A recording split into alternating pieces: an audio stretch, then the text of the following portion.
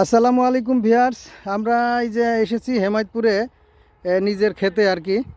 এখন আমাদের এই যে যে মিষ্টি কুমড়া ছিল, পালং শাক ছিল, পালং শাকের জন্য বীজ রাখছে। আর এই মিষ্টি কুমড়া সব ইঁদুরে খেয়ে এইভাবে নষ্ট করে ফেলছে, অনেক মিষ্টি কুমড়া।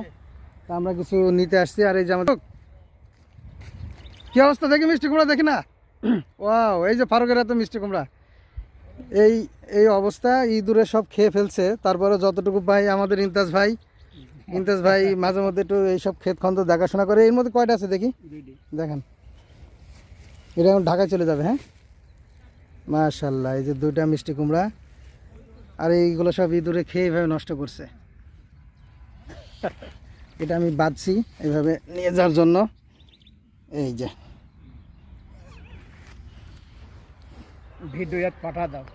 ভাই আপনি নিলে নাই তো খোঁজ নাই। আপনি আছে মাল, আছে মাল এখন খুঁজে হইতে